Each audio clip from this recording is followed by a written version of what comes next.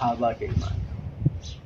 ایمان والے کے لیے جو کسوٹی اور سٹینڈرڈ ہے وہ جو سیٹ کیا کہ تمہارا ایمان کیسا ہونا چاہیے، تو وہ صحابہ کے ایمان کو بنایا. تو ہمارا ایمان صحابہ کے ایمان جیسا ہونا چاہیے، اور یہ ہمارے لیے ویژن ہونا چاہیے کہ ہم نے اپنے ایمان کو اس لیول، اس انتہا پر اور اس سٹیج پر، اس مقام پر لے کر جانا ہے. دوسرا بڑا حق جو آپ علیہ السلام کا امت کے اوپر ہے، اور یہ حق کیونکہ جب پہلا حق ادا کیا اور ایمان میں داخل ہو گئے تو امت اجابت میں داخل ہو گئے، تو پھر دوسرا حق یہ ہے کہ آپ صلی اللہ علیہ وسلم کا دفاع کیا جائے، دفاع کیا جائے. اور صحابہ نے بھی دفاع کیا، اور صحابہ نے 3 انداز میں دفاع کیا. ایک، آپ علیہ السلام کی ذات مبارکہ کا دفاع کیا، ذات مبارکہ، دشمن کو نہیں پہنچنے دیا، دشمن کو نہیں پہنچنے دیا. دوسرا صحابہ نے کیسے دفاع کیا؟ آپ علیہ السلام کی عزت اور حرمت اور ناموس کا دفاع کیا. اور تیسرا صحابہ نے کیسے دفاع کیا؟ صحابہ نے آپ کی صفت ختم نبوت کا بھی دفاع کیا، جو کہ آپ کو ممتاز کرتی ہے تمام انبیاء میں.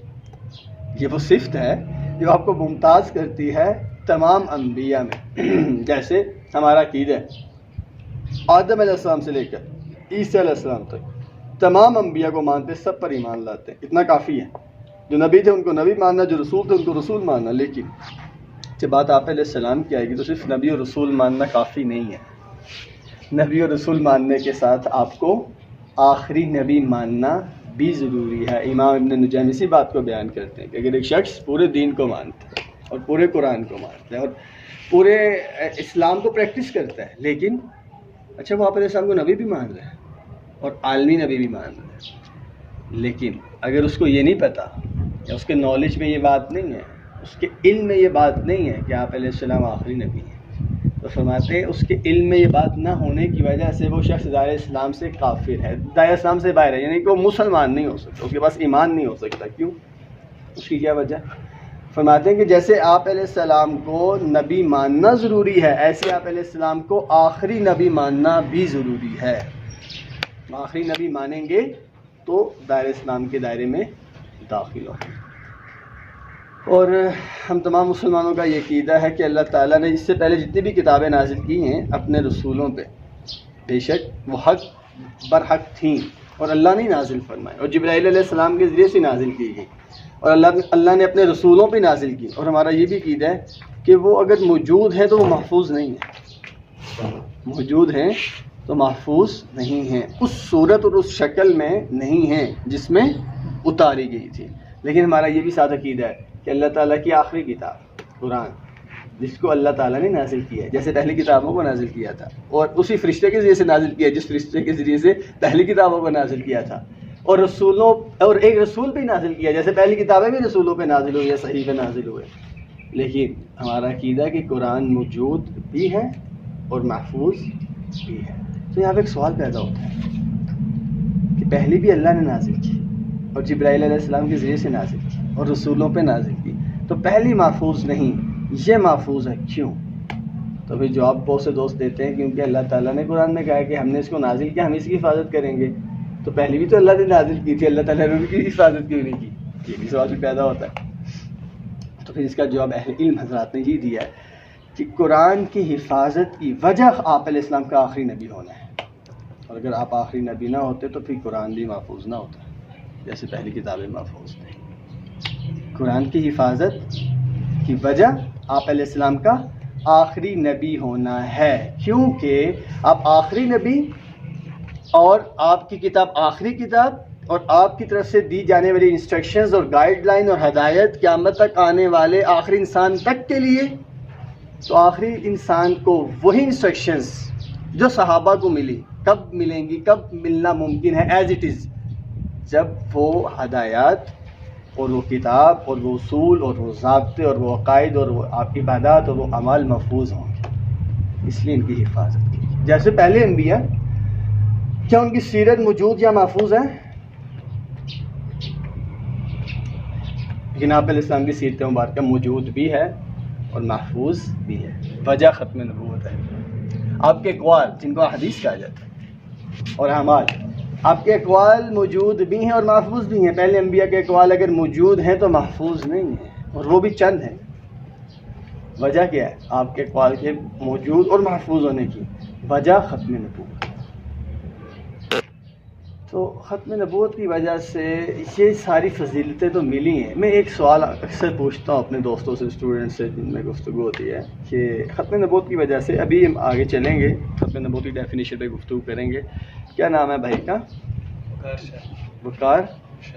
جی وقار بھائی, آپ مجھے یہ بتائیں کہ ختم نبوت کی وجہ سے اس امت کو کیا فائدہ ہوا ہے؟ کوئی فائدہ ہوا بھی ہے یا نہیں ہوا؟ کیا فائدہ؟ کوئی ایک فائدے تو بے شمار ہیں, انکاؤنٹیبل. کوئی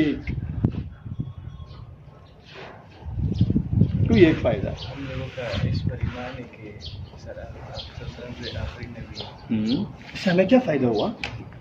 اب قیامت تک جتنے بھی لوگ آئیں گے نا, تو ہم آپ صلی اللہ علیہ وسلم کی سنت پر زندگی گزاریں گے.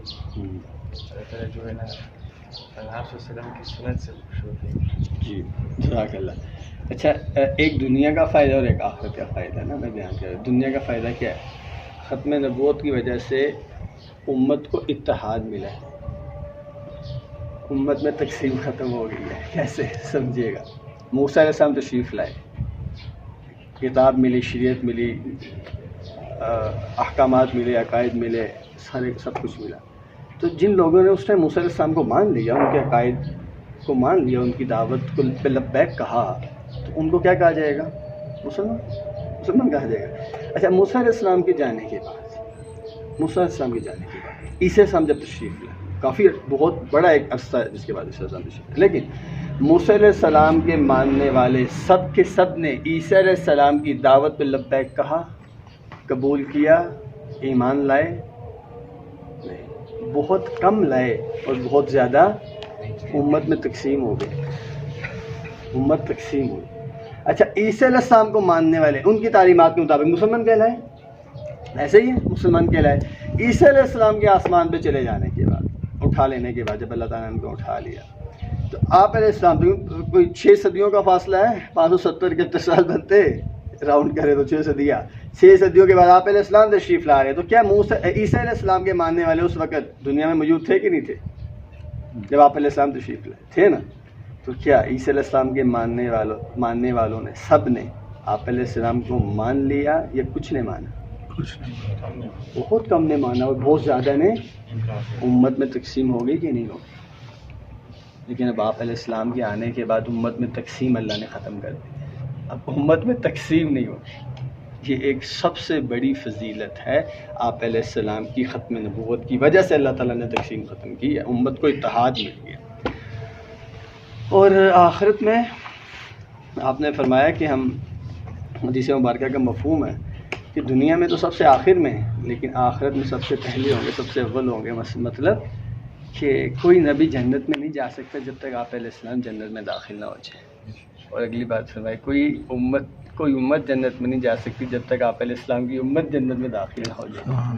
تو یہ مجھے اعزاز مل رہا ہے اور اکرام مل رہا ہے, اور مجھے یہ عہدہ اور اسٹیٹس مل رہا ہے, اور یہ مجھے عظمتیں مل رہی ہیں. کس کی وجہ سے مل رہی ہیں؟ حضور سے, آپ علیہ السلام کی نسبت کی وجہ سے, آپ علیہ السلام کی نسبت کی وجہ سے. تو یہاں پہ میرا ایک سوال ہے, کیا نام ہے بھائی کا؟ شکیل بھائی. ماشاء اللہ, کتنا خوبصورت نام ہے شکیل بھائی. مجھے بتائیں گے ختم نبوت کا کیا مطلب ہے؟ اب یہ جو ساری ہم بات کر رہے تھے ختم نبوت کی وجہ سے, یہ ہے, یہ ہے, یہ ہے, یہ ہے, یہ ہے, اس کا مطلب کیا ہے؟ اس کا مطلب یہ ہے کہ اب قیامت تک کوئی اور نبی نہیں آئے گا, نبوت کا جو سلسلہ تھا وہ یہیں پر ختم ہو گیا, اور نہ ہی کوئی دوسرا آسمانی کتاب نازل ہوگا. ماشاء اللہ, ماشاء اللہ. پکی بات ہے 100%, کوئی ڈاؤٹ, کوئی شک, کوئی شبہ؟ چلو ٹھیک. آپ نے کہا کہ آپ علیہ السلام آخری نبی اور آپ کے بعد قیامت تک کوئی نبی. یہاں پہ کچھ لوگ یہ کہتے ہیں کہ بھئی آپ نے ایک طرف تو یہ کہا کہ آپ علیہ السلام آخری نبی اور آپ کے بعد کوئی نبی نہیں آئے گا, اور دوسری طرف آپ یہ بھی کہتے ہیں اور آپ کا عقیدہ ہے عیسیٰ علیہ السلام آئیں گے. شکیل بھائی, ہم آپ کی پہلی بات کو مانیں, حالانکہ پہلی بھی قرآن سے ثابت ہے اور احادیث سے ثابت ہے اور اجماع سے ثابت ہے. انکار کرنے والا اور شک کرنے والا کافر ہو جاتا ہے. اور دوسری بات بھی قرآن سے ثابت ہے کہ عیسیٰ علیہ السلام تشریف لائیں گے اور وہ بھی قرآن سے ثابت ہے اور احادیث سے ثابت ہے اور اجماع سے ثابت ہے اور ضروریات دین میں شامل ہے، اس کا انکار کرنے والا بھی کافر ہو جاتا ہے۔ تو بتائیے اب آپ کی پہلی بات کو مانا جائے یا دوسری بات کو مانا جائے؟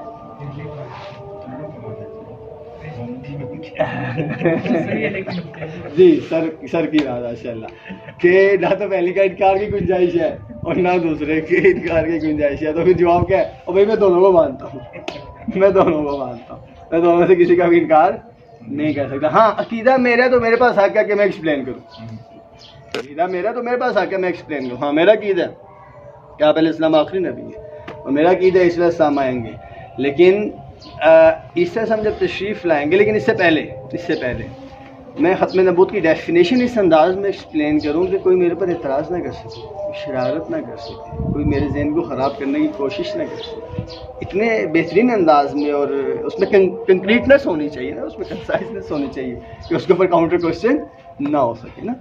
تو آپ یہ کہتے ہیں کہ آپ علیہ السلام، آپ صلی اللہ علیہ وسلم اللہ تعالیٰ کے آخری نبی ہیں، اور آپ صلی اللہ علیہ وسلم کے بعد قیامت تک کوئی نبی یا رسول پیدا نہیں ہوگا، نہیں آئے گا، آپ نے فرمایا۔ اور میں نے عرض کیا کہ آپ علیہ السلام کے بعد کوئی نبی یا رسول پیدا نہیں ہوگا، تو صرف 2 سے 3 الفاظ کا فرق ہے، لیکن اس کے اوپر اب کوئی بڑے سے بڑا شرارتی آ جائے عیسیٰ علیہ السلام کے عقیدے کو بیس بنا کے نا کاؤنٹر کوشچن نہیں کر سکتا۔ میرا عقیدہ ہے عیسیٰ علیہ السلام پیدا نہیں ہوں گے بلکہ نازل ہوں گے، ان کا تو نزول ہے۔ تو اچھا اب یہاں پہ پھر اگلی ایکسپلینیشن ہم یہ کہتے ہیں کہ بھائی ٹھیک ہے عیسیٰ علیہ السلام تشریف لائیں گے، لیکن کس حیثیت سے تشریف لائیں گے؟ ڈیفینیشن تو کلیئر ہوگی نا کہ کیا بیان کرنی چاہیے کہ آپ آخری نبی، آپ کے بعد قیامت تک کوئی نبی یا رسول پیدا، ٹھیک ہے۔ تو شکیل بھائی عیسیٰ علیہ السلام تشریف تو لائیں گے نا، یہ تو ہمارا عقیدہ ہے، نازل ہوں گے، تو کس حیثیت سے آئیں گے؟ یہ بھی سوال کیا جاتا ہے۔ اچھا ہم کہتے ہیں کہ عیسیٰ علیہ السلام تشریف لائیں گے تو آپ علیہ السلام کی امت میں امتی کی حیثیت سے تشریف لائیں گے، ان کی جو حیثیت ہوگی نا آپ علیہ السلام کی امت میں، وہ امتی کی حیثیت ہوگی۔ پھر یہ سوال کیا جاتا ہے کہ امتی کی حیثیت ہوگی ان کے پاس، امتی کی حیثیت میں کیا وہ تشریف لائیں گے، نبوت کا مقام اور سٹیٹس ہوگا یا نہیں ہوگا؟ نبوت ہوگی یا نہیں ہوگی؟ آپ ہوگی سر، نبوت ہوگی جی بالکل۔ ایک ہی وقت میں، یعنی وہ امتی بھی ہوں گے اور اسی وقت میں وہ نبی بھی ہوں گے؟ یہ کیسے پاسبل ہے کہ ایک ہی وقت میں ایک انسان نبی بھی ہو اور امتی بھی ہو، یعنی کہ 2 سٹیٹس ہو اس کے پاس؟ یہ عیسیٰ جب تشریف لائیں گے تو امتی کی حیثیت سے تشریف لائیں گے۔ اب امتی کی حیثیت سے تشریف لانے کا مطلب کیا ہے؟ پہلے سے یہ سمجھنا چاہیے، امتی کی حیثیت سے تشریف لانے کا یہ مطلب ہے کہ وہ اپنی نبوت کا اعلان نہیں کریں گے، اپنی شریعت کے مطابق نہ تو خود عمل کریں گے اور نہ ہی کسی کو اس کی پریچ کریں گے اور تبلیغ کریں گے، نہ ہی اپنی کتاب کے مطابق خود زندگی گزاریں گے اور نہ ہی ان اصولوں کے مطابق کسی کو زندگی گزارنے کی تعلیم اور تبلیغ کریں گے، بلکہ ان کی ساری زندگی اسلام کے اصولوں پر ہوگی اور ان کے سارے اعمال آپ علیہ السلام کی سنت کے مطابق ہوں۔ ایک بات یہ مطلب ہے امتی کی حیثیت سے۔ اچھا جب یہ ہم کہتے ہیں کہ ان کے پاس نبوت ہوگی یا نہیں ہوگی، تو اس کا جواب یہ ہے کہ نبوت ان کے پاس ہوگی، کیونکہ اللہ تعالیٰ نبوت دینے کے بعد واپس نہیں دیتے۔ اللہ تعالیٰ نبوت دینے کے بعد واپس نہیں، کیونکہ عیسیٰ علیہ السلام کو ہم نبی اسی وجہ سے کہہ رہے ہیں کہ ان کے پاس مقام نبوت پہ وہ فائز ہیں، ان کے پاس عہدہ نبوت ہے، کیونکہ اس عہدے کی وجہ سے تو ان کو نبی کہا جا رہا ہے، اور اگر اس عہدے کا انکار کر دیا جائے تو پھر نبوت کا انکار، نبوت کا انکار نبی کا انکار ہے، یہ دونوں چیزیں لازم و ملزوم ہیں۔ تو ہم کہتے ہیں عیسیٰ سے تشریف لائیں گے امتی کی حیثیت سے، نبوت ان کے پاس ہوگی، نبوت کو چلائیں گے نہیں، اور جتنا عرصہ تک 40 سال 45 سال دنیا میں رہیں گے تو آپ علیہ السلام کی سنت اور آپ کے طریقے اور اسلام کے مطابق زندگی گزاریں گے، اور غالب کس کو کریں گے؟ کس دین کو؟ اسلام کو غالب کریں گے۔ تو یہاں تک ہم ایکسپلینیشن دے دیتے ہیں۔ اچھا یہاں پہ ایک سوال پھر یہ بھی ہوتا ہے کہ جب عیسیٰ صاحب تشریف لائیں گے، 10 منٹ انشاءاللہ پھر میں مکمل کرتا ہوں، 10 منٹ میں گفتگو۔ عیسیٰ صاحب جب تشریف لائیں گے یہ ساری باتیں کلیئر ہوگی کہ نبی نبوت ہوگی، امتی کی حیثیت سے تشریف لا رہے ہیں۔ اب یہاں پہ یہ سوال ہوتا ہے کہ نبوت ہوگی لیکن نبوت کو چلائیں گے نہیں، یہ کیسے پاسبل ہے؟ نبوت ہے، شریعت ہے، صاحب کتاب ہے، صاحب شریعت ہے، لیکن نہ شریعت چلا رہے ہیں نہ اپنی کتاب چلا رہے ہیں، نہ ہی اپنا دین جو دیا گیا تھا وہ چلا رہے. یہ کیسے پاسبل ہے کہ نبوت ہے لیکن اس نبوت کو، اس شریعت کو، اس کتاب کو جو دی گئی تھی بنی اسرائیل میں جب تشریف لائے تھے وہ نہیں چلا رہے؟ یہ کیسے پاسبل ہے؟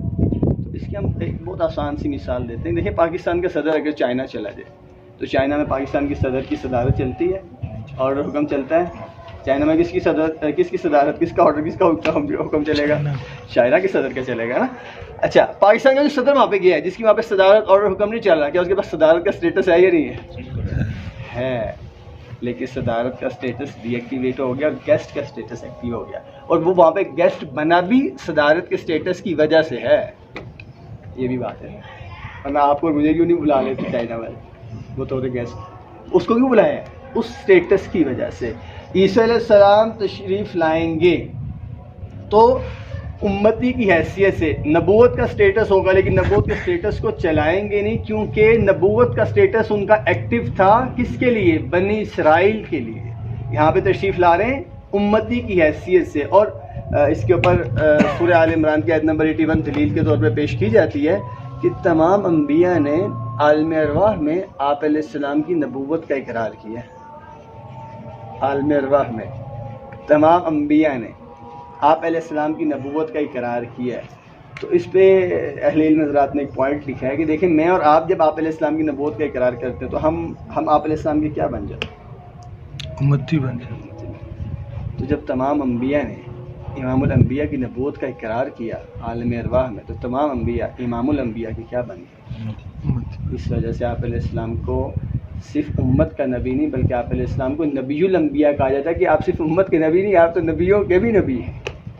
آپ تو نبیوں کے بھی نبی ہیں. تو اس کے اوپر پھر ہمارے پاس اور بھی بہت سے دلائل ہیں، لیکن بات کو مختصر کرتے ہیں. تو ختم نبوت کے حوالے سے ایک مختصر سی ایکسپلینیشن، اور اسی بات کو پھر اللہ تعالیٰ قرآن پاک میں بیان کرتے ہیں. اور تقریباً کتاب ہے ختم نبوت کامل کے نام سے، جو کہ بر صغیر میں پہلی مرتبہ اس انداز میں لکھی گئی ایک بڑے بزرگ کے حکم پہ.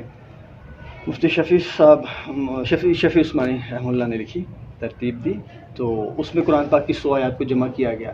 ویسے تو قرآن پاک کا ایک ایک لفظ ختم نبوت کے اوپر دلیل ہے، کیونکہ وہ محفوظ ہے، ختم نبوت کے اوپر دلیل ہے. لیکن کچھ ایسی آیات جس میں وضاحت ہوتی ہے آپ کے اس خاص صفت کی، صفت ختم نبوت کی، تو وہ 100 آیات ہیں. اور اس میں سے سب سے آسان آیت مبارکہ جس کو آیت ختم نبوت بھی کہا جاتا ہے، جو کہ عام طور پہ آپ نے پڑھی ہوگی، سنی ہوگی، یاد ہوگی، کتابوں میں شامل ہے، نصاب میں شامل ہے ہمارے، کہ اللہ تعالیٰ بیان فرما رہے ہیں سورہ احزاب کی آیت نمبر 41 میں، ما کان محمد ابا احد من رجالکم ولکن رسول اللہ وخاتم النبیین وکان اللہ بکل شیء علیم. امام مفہوم کہ محمد صلی اللہ علیہ وسلم تو مردوں میں سے کسی کے باپ نہیں ہے، لیکن وہ اللہ کے رسول ہیں اور تمام نبیوں میں سب سے آخری نبی ہیں. یہ جو کہا جا رہا ہے کہ تمام نبیوں میں سب سے آخری نبی ہے، کون سا عقیدہ ہے؟ عقیدہ ختم نبوت. عقیدہ ختم نبوت یہ قرآن بیان کر رہا ہے اس عقیدے کو. تو اس کا مطلب ہے اس عقیدے کا انکار قرآن کا انکار ہے جو کہ کفر ہے. اس کا مطلب ہے اس عقیدے میں شک، قرآن میں شک ہے جو کہ کفر ہے. تو یہاں پہ پھر احادیث آپ علیہ السلام نے بیان فرمایا. ایک حدیث مبارکہ آپ علیہ السلام نے فرمایا میری اور قیامت کی مثال ایسے جیسے یہ 2 انگلیاں، مفہوم عرض کا. اب دیکھیں ان 2 انگلیوں کے درمیان کوئی تیسری انگلی ہے، کوئی فاصلہ ہے؟ جیسے اس انگلی کے بعد جیسے فرمایا میرے بعد قیامت ہے، میرے بعد نبوت نہیں، کوئی نیا نبی نہیں ہے، کسی نبی کی پیدائش نہیں ہے، کسی کو نبوت نہیں دی جائے. ایسی حدیث مبارکہ آپ نے فرمایا اس کا مفہوم ہے کہ میری مثال تمام انبیاء کے ساتھ ایسی ہے جیسے شخص نے خوبصورت محل بنایا، اس میں ایک اینٹ کی جگہ چھوڑ دی اور لوگوں کو دعوت دی. لوگ آئے، لوگوں نے اس کے محل کو دیکھا اور اس کے محل کی تعریف بیان کی، اور لوگوں کی نظر جب اس مقام پہ پڑی جہاں پہ ایک اینٹ کی جگہ چھوڑ دی گئی تھی تو لوگ کہنے لگے اگر یہ اینٹ بھی لگا دی جاتی تو محل مکمل ہو جاتا. تو آپ علیہ السلام نے فرمایا ایسے ہی نبوت کے محل کی آخری اینٹ میں ہوں، میرے آ جانے کے بعد اب مزید کسی نئے نبی کی ضرورت یا گنجائش نہیں. اب نے خوبصورت نظام ویژولائز کروایا اپنی امت کو سمجھانے کے لیے. ایسے کہ حدیث مبارکہ میں آپ نے فرمایا کہ لو کان بعدی نبی لکان عمر، اگر میرے بعد کوئی نبی ہوتا تو عمر ہوتا، لیکن فرمایا لا نبی بعدی، میرے بعد نبوت نہیں. ایسے کہ حدیث مبارکہ آپ نے فرمایا کہ حضرت سبحان رضی اللہ سے روایت ہے، فرماتے ہیں کہ آپ نے فرمایا میرے بعد 30 جھوٹے آئیں گے، 30. تو یہاں پہ ہم پہ نا اعتراض کیا جاتا ہے کہ آپ صرف ختم نبوت کو بیان کریں، ختم نبوت کا انکار کرنے والوں کو بیان نہ کریں. تو پھر میں ان کو یہ جواب دیتا ہوں میرے نبی نے کیوں بیان کیا، اور میرے نبی نے اس ٹائم بیان کیا جب ایک بھی نہیں تھا، اور میں اس ٹائم بیان کر رہا ہوں جب موجود ہیں.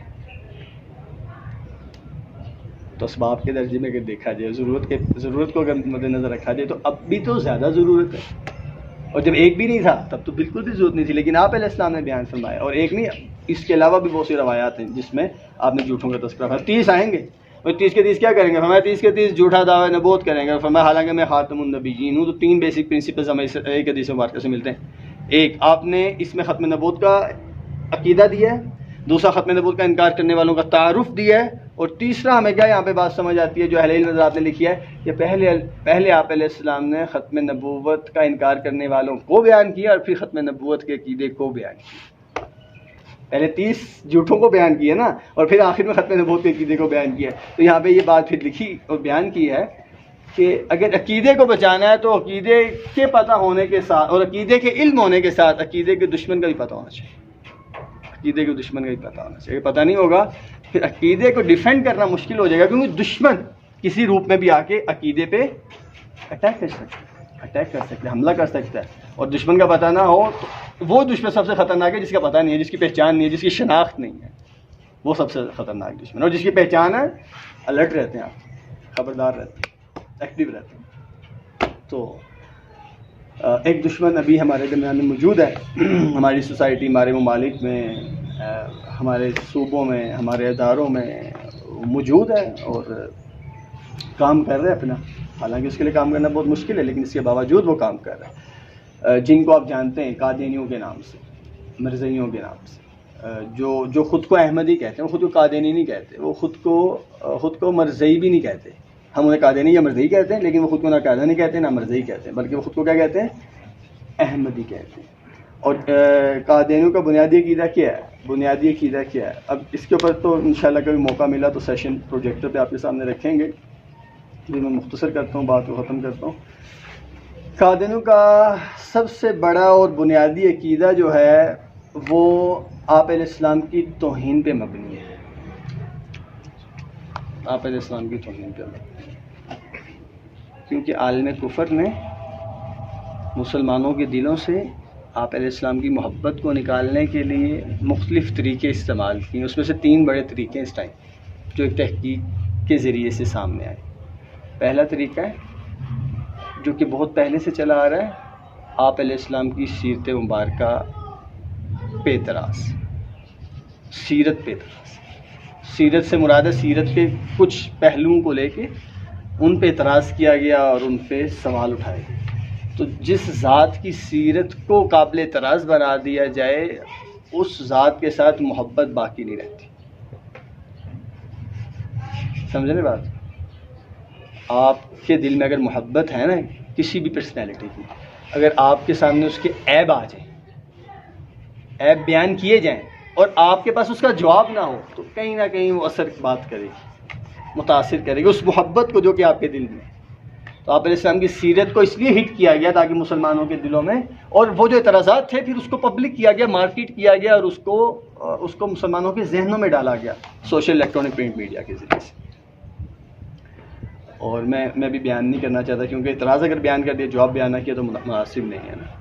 تو بہرحال وہ آپ علیہ السلام کی سیرت مبارکہ پہ بے بنیاد اعتراضات اٹھائے گئے، جیسا کہ عالم کفر کی ایک عادت ہے اور ان کا ایک طریقہ ہے۔ دوسرا طریقہ انہوں نے کیا اختیار کیا؟ دوسرا طریقہ انہوں نے یہ اختیار کیا، اس سے بھی ان کے مقاصد حل نہیں ہو سکے، تو پھر انہوں نے کیا کیا؟ ایسے گروہ، ایسے کلٹ، ایسے گروپس، ایسے افراد تیار کیے جن کو عقائد دیے، اور ایسے عقائد دیے جن عقائد کی بنیاد رسالت کی توہین تھی۔ اور اس میں صرف ایک گروہ کو آپ کے سامنے بیان کر رہا ہوں، ابھی قادیانیت، اور میں ثابت کروں گا کہ ان کے عقائد کی بنیاد کیا ہے۔ اور تیسرا طریقہ انہوں نے رسالت کی عظمت اور محبت اور عقیدت اور مقام کو ختم کرنے کے لیے کیا استعمال کیا؟ ڈائریکٹ آپ علیہ السلام کی گستاخی کی، گیرٹ ولڈرز اور فرانس اور وہ میگزینز اور وہ موویز جو انبیاء علیہ السلام پہ بنائی گئی ہیں، ان کا کیا مقصد ہے؟ اب یہ نہ سمجھے اگر عیسیٰ علیہ السلام کی توہین کی جا رہی ہے تو میرے ایمان کو کوئی فرق نہیں پڑے گا، وہ عیسیٰ علیہ السلام کی توہین کر کے چیک کرے گا اور آپ کی طرف سے ریئیکشن نہیں جائے گا، تو عیسیٰ علیہ السلام کی توہین کے بعد نبی امام الانبیاء کی توہین کی جائے گی۔ تو بہرحال ان 3 طریقوں میں سے بھی دوسرا طریقہ جو انہوں نے اختیار کیا، اسی کی ایک کڑی قادیانیت ہے، اسی کی ایک کڑی قادینیت ہے کہ آپ علیہ السلام کی محبت کیسے ختم کی جائے، اور اس کو پروجیکٹ کیا گیا بر صغیر میں، اور بر صغیر میں ان سے ختم نبوت کا انکار کیسے کروایا گیا، یہ بھی ایک بڑا عجیب واقعہ ہے۔ اس سے پہلے اس انداز میں کسی نے بہت کم لوگ ہیں جن کا آتا ہے، انہوں نے اس انداز میں انکار کیا یا ریفریم کیا بات کو۔ ختم نبوت کا نام یا ختم نبوت کی اصطلاح یا ختم نبوت کی ٹرم یا ختم نبوت کی ٹرمنالوجی کو استعمال کر کے ختم نبوت کا انکار کروایا گیا ہے۔ یہ سب سے مشکل کام عام عوام کے لیے، عام مسلمان کے لیے اس کو ڈگ آؤٹ کرنا اور پکڑنا ہے۔ عام عوام کو نہیں پتہ چلتی کہ ایک بندہ ختم نبوت کا نام لے کے ختم نبوت کا انکار کرے، کیسے پتہ چلے گا؟ سمجھ بات، ختم نبوت کا نام لے کے ختم نبوت کا انکار کرے کیسے پتہ چلے گا؟ کمیونیکیشن میں اس کو ریفریمنگ کہا جاتا ہے۔ ایک ہی لفظ کو جو کہ عام اصطلاح میں استعمال ہو رہا ہے، زبان میں استعمال ہو رہا ہے، اس کا ایک معنی مفہوم ہے، اس کی تاریخ ہے، لیکن اسی لفظ کو اس معنی کے علاوہ کسی ایک نئے معنی میں استعمال کر لینا، یہ ہے ریفریمنگ۔ ایک نئے معنی میں استعمال کر لینا اسی لفظ کو جو کہ اس سے پہلے کبھی وہ استعمال اس معنی میں ہوا ہی نہیں۔ جیسے آپ نے دیکھا ہوگا بہت سے لوگ ایسے ہوتے ہیں، شاید مثال دینا یہاں پہ مناسب ہے یا نہیں، لیکن بہت سے ایسے لوگ ہوتے ہیں جو شراب کے لیے لفظ پانی کا استعمال کرتے ہیں، شراب کے لفظ پانی کا استعمال کرتے ہیں تاکہ عام عوام کو پتہ، اگر کمیونیکیشن ہو رہی ہے آپس میں تو عام بندہ پاس ہے، موجود ہے، اسے پتہ نہ چلے کہ کیا بات ہو رہی ہے۔ ریفریمنگ، پانی سے مراد H2O ہے، اس کے علاوہ کسی چیز کو اگر مراد لیا جائے گا تو یہ ریفریمنگ ہوگی، یہ دجل اور دھوکہ ہوگا۔ عرض کر رہا تھا اپنی ڈیڈ کہ قادینی کو دیکھیں، ہاں قادینی کو دیکھا ہے تو شکیل بھائی کہنے لگے نہیں دیکھا، تو سر نے دیکھا، سر تصدیق کریں گے کہ اس کے نا اگلے 2 دانت ٹوٹے ہوئے ہوتے ہیں اور کان کٹا ہوا ہوتا ہے، یہ قادینی کی بے حال ہے۔ تو وہ اکثر جب وہ کہتے تو وہ مسکرانا شروع ہو جاتے ہیں نا، ایسی بات نہیں، مطلب ان کے نام بھی ہمارے جیسے اور ان کے کام بھی ہمارے جیسے، ان کے ہر چیز، ہر عمل تقریباً ہمارے جیسا ہے، کوئی خاص شناخت اور پہچان ان کی نہیں ہے۔ لیکن سوال اگر یہ کیا جائے کہ قادینیوں کا اور ہمارا کلمہ ایک ہے، شاہ جی کیا کہتے ہیں؟ نہیں، تو قادینیوں کا ہمارا کلمہ ایک ہی ہے، ہم بھی کلمہ پڑھتے ہیں لا الہ الا اللہ محمد رسول اللہ، قادینی بھی کلمہ پڑھتے ہیں لا الہ الا اللہ محمد رسول اللہ۔ سیم کلمہ، کیا کلمہ پڑھنے والے کو شکیل بھی کافر کہا جا سکتا ہے؟ تو پھر آپ قادری کو کافر کیوں کہہ رہے ہیں؟ سوال ہے، اگر کلمہ پڑھنے والے کو کافر نہیں کہا جا سکتا تو آپ قادری کو کافر کیوں کہہ رہے ہیں؟ چلے آپ پہلے یہ بتائیں، آپ قادری کو کافر کہتے بھی یہ نہیں کہتے؟ کہتے ہیں نا، تو کلمہ پڑھ رہے پھر کیوں کہہ رہے ہیں آپ کافر نے؟ کوئی لڑائی تو نہیں ہے آپ کی؟ اب جی آپ بتائیں۔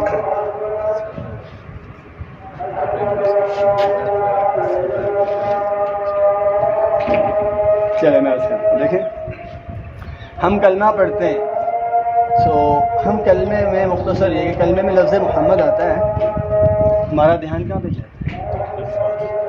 امام الانبیاء محمد عربی صلی اللہ علیہ وسلم۔ قادینی بھی کلمہ پڑھتا ہے، لیکن قادینی کلمے میں لفظ محمد سے مراد آپ علیہ السلام کی ذات کو نہیں لیتا، آپ علیہ السلام کی ذات کو نہیں لیتا، وہ کس کو لیتا ہے یہ سمجھنے والی بات ہے۔ دیکھیں،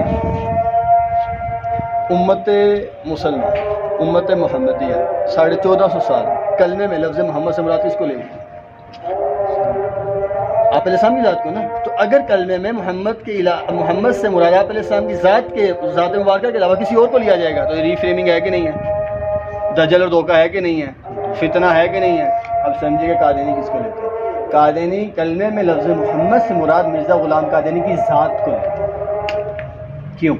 ہمارا عقیدہ ہے کہ اللہ تعالیٰ نے آپ علیہ السلام کو دنیا میں ایک مرتبہ پیدا فرمایا، اور قادینیوں کا عقیدہ ہے کہ اللہ تعالیٰ نے دنیا میں محمد کو 2 مرتبہ پیدا کیا۔ کیسے؟ ہم کہتے ہیں کہ 1 مرتبہ پیدا فرمایا اور مکہ میں پیدا فرمایا، قادین کہتے ہیں 2 مرتبہ پیدا کیا، اور قادین کہتے ہیں پہلی مرتبہ مکہ میں پیدا کیا، پھر قادین کہتے ہیں اللہ تعالیٰ نے اسی محمد کو 1300 سال کے بعد دوبارہ قادیان میں مرزا غلام قادینی کی شکل میں پیدا کیا۔ اس سے بڑی توہین اور گستاخی آپ علیہ السلام کی نہیں ہے جتنی بڑی مرزا قادینی نے کی ہے۔ نبوت کا دعویٰ کرنے والے تو اس سے پہلے بھی آئے ہیں، لیکن انہوں نے اتنی بڑی گستاخی اور جرت نہیں کی جتنی مرزا غلام قادینی نے کی ہے۔ تو آپ بتائیں کہ یہ قادینیوں کی بنیاد ہے، یہ جو میں نے آپ کو عقیدہ دیا ہے، عقیدہ بتایا ہے قادیانیوں کا، یہ قادیانیوں کی عمارت کی بنیاد ہے. تو بتائیں ان کے عقائد کی بنیاد آپ علیہ السلام کی توہین پہ مبنی ہے یا نہیں؟ آپ علیہ السلام کی توہین پہ مبنی ہے. اور اس سے مقاصد، کن مقاصد کا حصول ممکن بنانے کی کوشش کی جا رہی ہے؟ آپ صلی اللہ علیہ وسلم کی محبت کو ہٹ کیا جائے جو مسلمان کے دل میں. میں ویسے بات کر دوں سمجھانے کے لیے، آپ کے محلے میں آپ کے والد کا گستاخ ہو، صرف اس کی موجودگی آپ کے دل میں آپ کے والد کی جو محبت ہے اس کو ہٹ کرے گی کہ نہیں کرے گی؟ کم کرے گی کہ نہیں کرے گی؟ صرف اس کی موجودگی، وہ کچھ بھی نہ کرے. ایسے ہی ہماری سوسائٹی میں ہمارے نبی کے گستاخ کی صرف موجودگی بھی ہماری اس محبت کو جو ہمارے دل میں امام الانبیاء کی ہے اس کو ہٹ کرتی ہے اور اس کو متاثر کرتی ہے، لیکن وہ ہمیں سمجھ نہیں آتا کہ کیسے کرتی ہے. ہمیں سمجھ نہیں آتا کیسے کرتی ہے، لیکن کرتی ہے. تو بہرحال قادیانیوں کا یہ عقیدہ ہے کہ اللہ تعالیٰ نے آپ علیہ السلام کو 2 مرتبہ پیدا فرمایا، اعوذ باللہ، اور دوسری مرتبہ قادیان میں مرزا غلام قادیانی کی شکل میں پیدا کیا. اس لیے میرے دوست، آپ لفظ ختم نبوت استعمال کرتے ہو تو مراد ہوتی ہے آپ علیہ السلام کی نبوت، اور آپ لفظ خاتم النبیین استعمال کرتے ہو تو مراد ہوتا ہے آپ علیہ السلام کی ذات مبارکہ. لیکن قادیانی لفظ ختم نبوت کا استعمال کرتے ہیں، قادیانی لفظ ختم نبوت کا استعمال کرتے ہیں، اور ان کے کتابوں میں لکھا ہوا ہے لفظ ختم نبوت اور خاتم النبیین یہ دونوں الفاظ لکھے ہوئے. اور اکثر وہ اس ٹائم مرزا مسرور ہے، اور مرزا مسرور اپنے میسیج میں اب میں عام قادیانی کی بات نہیں کر رہا، قادیانی کا اس ٹائم سو کالڈ جس کو وہ خلیفہ کہتے ہیں نا، لیڈر جو ان کا جو لیڈ کر رہا ہے، وہ یہ ویڈیو پیغام میں کہہ رہا ہے کہ ہمیں ایسے ہی کافر کہا جاتا ہے، ہم تو ختم نبوت کے عقیدے کو مانتے ہیں. اب عام مسلمان کیا سمجھے گا؟ یہ ختم نبوت سے مراد وہی ختم نبوت لے رہا ہے جو میں لے رہا ہوں، لیکن وہ ختم نبوت نہیں لے رہا جو آپ اور میں اور مسلمان لے رہے ہیں. وہ ختم نبوت سے مراد کس کی نبوت کو لیتا ہے؟ مرزا غلام قادیانی کی نبوت کو لیتا ہے، اور ہم آپ علیہ السلام کی نبوت کو لیتے ہیں. ہم خاتم النبیین سے مراد آپ علیہ السلام کی ذات مبارکہ کو لیتے ہیں، اور قادیانی خاتم النبیین سے مراد مرزا غلام قادیانی کی ذات کو لیتے ہیں. اب آپ بتائیں عام مسلمان کے سامنے قادیانی جائے، کلمہ، نماز، روزہ، زکوٰۃ، حج ساری چیزیں کریں، کیونکہ قادیانی ساری عبادات مسلمانوں کی طرح کرتے ہیں. ہاں جمرہ کرنے بھی چلے جاتے ہیں، لیکن کیسے جاتے ہیں وہ بھی ایک پوری سائنس ہے کیسے جاتے ہیں. اچھا، وہ ساری عبادات اور اعمال مسلمانوں کی طرح کر کے مسلمان کے سامنے جائے اور اس کو کہ بھائی کیا اختلاف ہے، تو مسلمان کیا کہے گا؟ زیادہ سے زیادہ جب بڑی سے بڑی چھلانگ مارے گا، کہے گا کیا کہے گا؟ ہمارا تمہارا اختلاف ختم نبوت کیا ہے. تو وہ کہتے بھائی میں تو ختم نبوت کے عقیدے کو بھی مانتا ہوں، اور ایسے نہیں مانتا. قرآن لاؤ، میں قرآن پہ آدھا کہوں گا میں ختم نبوت کے عقیدے کو مانتا ہوں. تو مسلمان کیا کہے گا؟ اس مسلمان کو تو پتہ ہی نہیں ہے نا، اس نے تو ختم نبوت کا سیشن پڑھا ہی نہیں ہے نا، وہ تو ایسے بیٹھا ہی نہیں ہے ایسی نشست میں نا، اس کو تو قادیانی کے ایسے چہرے کا اور ریفریمنگ کا اس کا تو پتہ ہی نہیں ہے نا. تو وہ کیا کرے گا مسلمان؟ وہ کہے گا یار یہ تو سچ ہے، یہ تو مسلمان، تو اس کو ایسی کافر کرتے ہیں. دجل ہے کہ نہیں؟ دھوکہ ہے کہ نہیں؟ آپ کو پہلے پتا تھا ان باتوں کو؟ نہیں پتا تھا. تو آپ کے یہاں پہ کتنی آبادی ہے کوئٹہ میں؟ 20 لاکھ. اصل میں 20 لاکھ کا ہے، اصل 20 لاکھ کا ہے. تو 20 لاکھ آبادی میں یہ ساری جو باتیں میں نے آپ کو بتائی ہیں مختصر آدھے گھنٹے میں، ان باتوں کا 20 لاکھ میں کتنے مسلمان بہنوں اور کتنے مسلمان بھائیوں کو پتہ ہوگا؟ چند ہزار کہہ رہے ہیں، یہ بھی شاید زیادہ کہہ رہے ہیں، چند سو بھی نہیں. اور پرسنٹیج میں اگر ہم لے کے آئیں تو شاید یہ تو .0.000 پہ چلی جائے. تو ان 20 لاکھ کو میں نے لاہور سے آ کے بتانا، یا تیسر بھائی کو ہم یہاں پہ چھوڑ جاتے ہیں، جب 20 لاکھ پورے ہو جائیں گے بھی تیسر بھائی کو ہم لے جائیں گے واپس. تیسر بھائی بھی لاہور سے آئے نا، تو ان کو ہم چھوڑ جاتے ہیں، جب 20 لاکھ پورے ہو جائیں گے تو پھر ان کو ہم واپس لے جائیں گے. ٹھیک ہے، قبول ہے؟ پھر آپ کو خدمت ان کی کرنی ہے، قبر کشائی کرنی پڑے گی. کس نے کرنا ہے؟ اور میں نے آپ کو بتا دیا یہ فتنہ، اس کی بنیاد میرے نبی کی توہین اور گستاخی پہ مبنی ہے. میں نے ثابت کر دیا آپ کے سامنے ان کے عقائد سے.